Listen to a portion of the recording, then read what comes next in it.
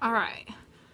Hey guys, it's me, Little Squonker, and today I will be doing my review for Harry Potter and the Cursed Child Part 1 and 2 by J.K. Rowling, Jack Thorne, and John Timpany. And I just want to make this clear. This is a book. This is also a play. It was originally a play, and then they decided to put it in a book form because, you know, you can't even get tickets to the show till, between March and May of 2017. So, yeah. So anyway, this book is about Albus and Scorpius and doing their adventures with the Time Turner, which is apparently now illegal to have in the world of Harry Potter. And I always thought that was a weird thing, considering that the Time Turner was technically only featured like one time throughout the whole entire series. And I just thought it was really weird bringing back like an old thing that nobody really remembers at all, in my opinion. So yeah. So this takes place 19 years after the battle at Hogwarts, and now Harry Potter is a grown man and he works for the Ministry of Magic. Hermione is the Minister of Magic. Ron runs the shop, or the Weasley shop that they have been running for quite some time now, and Ginny, oh sweet Jenny, writes the sports for the Daily Prophet, and I think it's adorable. And Draco is off doing his own thing. Now, Draco I actually really liked in this book because we saw a different side of him that we didn't really get to see throughout the Harry Potter books, and I personally,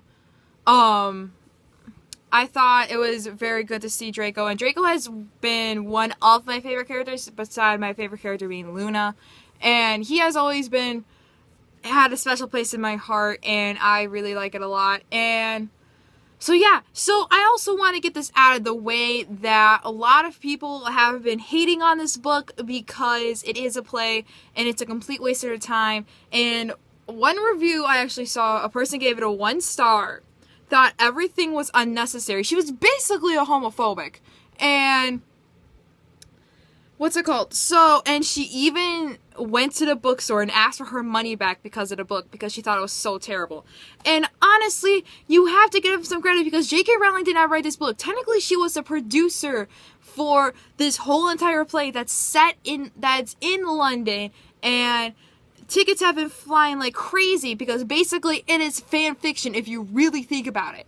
And personally, it is one of the most popular fan fiction now that it's a play, and usually not a lot of things happen with fan fiction. Not a lot of fan fictions do get promoted as plays, and now that we have one of the most beloved fandoms being turned into a play, I love it a lot. I mean, we have Harry Potter and the Cursed Child, we have Potted Potter, which is an improv show basically summing up every one of the books, and it was the best thing I ever experienced. And you also have the Potter musical, which Darren Criss was in, and that's what he's basically known for. And I'm drinking milk. Sorry, London Coffee Cup. So yeah. So really, I hate it how people are saying that Harry Potter and Cursed Child is really bad because it's a play. But if you really think about it, not a lot of people read plays. And it's really sad because they should educate themselves and actually try to at least read a play. Like, yeah, there's Shakespeare and all that stuff, but educate yourself. Like, I think Shakespeare and this, well, I have Midsummer's Night Dream, like, right on my shelf. Like, I think Shakespeare and Harry Potter are, like, the first two types of plays that you should read and then start to read more plays by other people, so that way you could get a sense of plays. And I just wanted to get that out of the way. So anyway, talking about the book now. Now, the book had a really rough start. I did not like the first part at all one bit. I thought it went from like point A to point B to point C, and like it never connected really. But once we got into the second part, then everything started to connect, and like they finally focused in on one thing, because I felt like in part one they rushed everything with jumping to one timeline, then like the one timeline screwed up, and then they tried jumping back in another time, and then that timeline screwed up. Like, I felt like they could have spent more time in the certain timelines versus only spending like probably 5 scenes per timeline before they start to switch. And I personally think that the book is, or not the book, the playbook, haha. So I really think it should have had more time, haha, more time with it, really, because they did start to rush in part 1, and then finally everything started connecting into part 2, which I also really liked. And I freaking love the connection of Voldemort having a daughter. Yes, it was a tad bit crazy, and Bellatrix being the mother of Delphi. I'm just gonna call her Del. And I loved it. It was a kind of bit of a shocker because I don't see Voldemort as a romantic type. I see Bellatrix as a love type in a way, but sorry, I'm scratching my foot. And I saw the tiny romance that Bellatrix was trying to get, but I felt like Voldemort was like pushing it off because he really wants to kill Harry Potter. And yeah, so I really loved the connection with it. And can we just talk about Scorpius for a minute? Scorpius was amazing. I felt like he is such an underrated character throughout this whole entire book, and he is like a little ball of sunshine that shouldn't even be in Slytherin. He should technically be in Hufflepuff for all we care, because he is such Hufflepuff or Ravenclaw. He is such a cute nerd, and I think it's amazing. I felt like we should have saw more of Rose, because I felt like Rose wasn't really featured in the play as much as like Albus was or Scorpius, and I just really love Scorpius. Now, Albus, on the other hand, let's quickly talk about Albus. Now, Albus is basically the middle child of the Potter family, because you have James, you have Albus, and then you have Lily. And it was really, I don't know, it felt like he kind of had like middle child syndrome, if that's a thing, between children who are a middle child.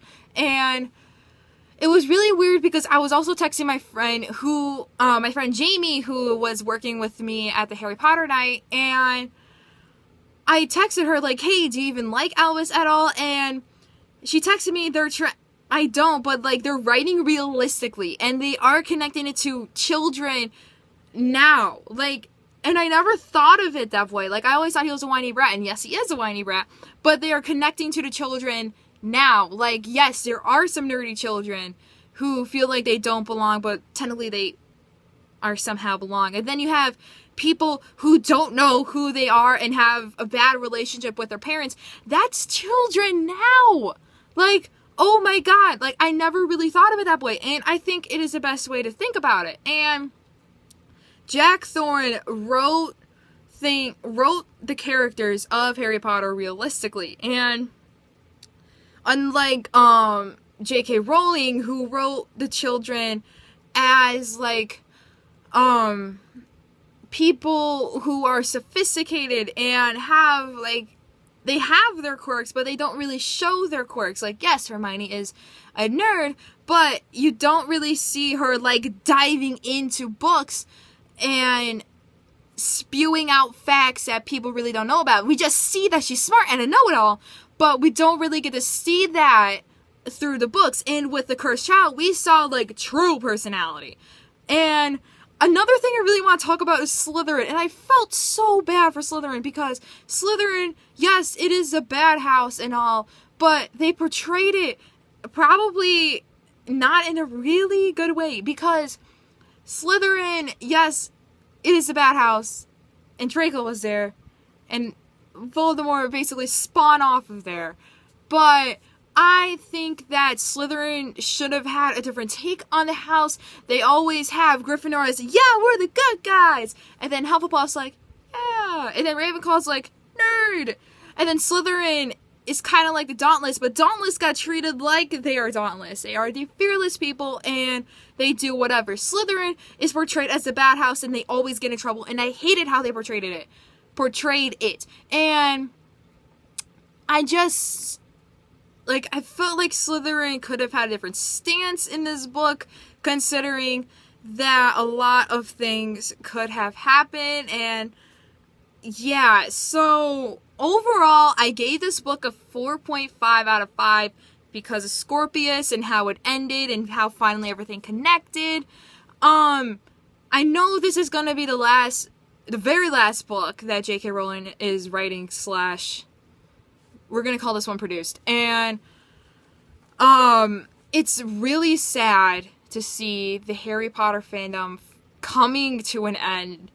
And it's like Twilight. I don't like Twilight, but like as soon as Twilight ended, everybody was like, oh my god, it's ended. And then as soon as Hunger Games ended, everybody's like, oh my god, Hunger Games is done. But technically there's another movie, and I really want to talk about that once the news about that comes closer. And it's really sad to see a fandom ending, and that's how we all felt with Harry Potter and Deathly Hallows Part 2, but once we saw another book coming, then everybody was happy, and then as soon as they finished reading it, they're like, oh my god, it's done.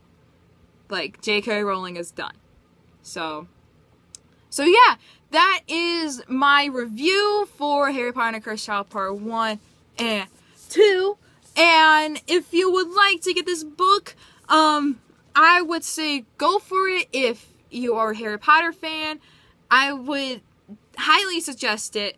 If you're a person like me and who's only seen the movies, I would still read it because they do connect a whole bunch. They connect a lot of stuff from the past in it.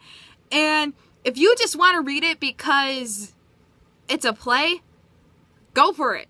Like, if it's your first time reading a play, and considering that it is Harry Potter, I would definitely read it because it's something you know, and it's a different kind of feel for it. And it does have, like, all the play directions and all that stuff.